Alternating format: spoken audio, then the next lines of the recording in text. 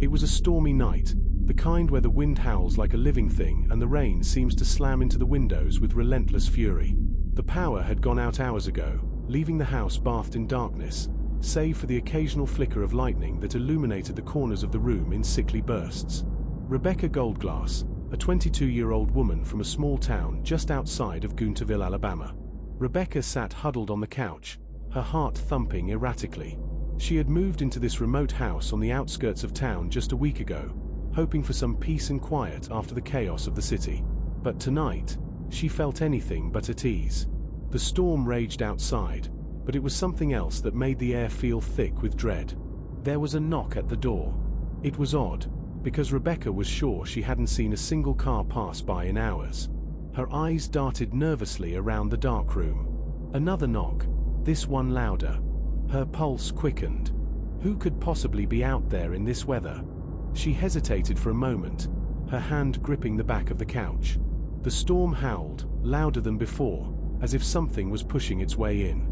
Then the knock came again, sharp and insistent, followed by a muffled voice from the other side. "Please. Help. We're stranded."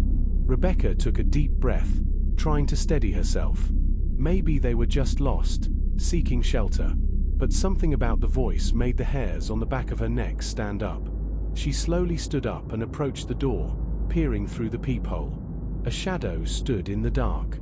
She couldn't make out any features, just the vague silhouette of a person, hunched over, as if they were barely able to stand. A pang of unease shot through her, but she tried to push it down. She cracked the door open slightly. "Are you all right?" she asked, her voice shaking just a little. The person spoke again, their voice strained and desperate. We need help. Please, let us in." Before Rebecca could respond, another figure appeared behind the first, emerging from the darkness like a phantom. Then another, and another. The porch was suddenly crowded with them, all shrouded in darkness, all staring at her with hollow, unsettling eyes. "Please," the first one said again, his voice low and raspy. "We're cold.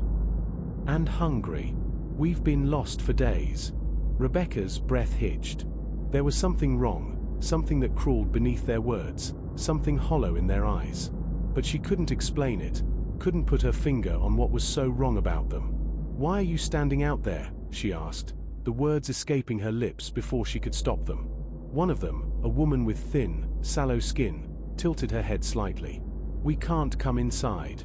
Not until you invite us in." Rebecca's blood ran cold. The words were simple, but the way they were spoken sent a jolt of panic through her. They weren't just strangers, they were wrong. The thunder rumbled overhead, shaking the house, and in that moment, she realized something horrific. The strangers weren't waiting to be invited in, they were waiting for her to make the first move. She slammed the door shut, heart hammering. But the knocking didn't stop. Now, it was a rhythmic pounding, a steady bang, bang, bang that shook her entire body. She backed away, her eyes darting toward the windows, only to see pale faces staring back at her through the rain-smeared glass. They had never moved. They were waiting. Rebecca's stomach churned as the house seemed to grow colder, the shadows deeper. And then, just as suddenly as it began, the knocking stopped. The wind died down, the rain softened to a mere whisper. There was no sound outside anymore. She slowly moved to the door again, trembling, unsure if she should open it. But when she turned the handle, the door swung open without resistance. The porch was empty.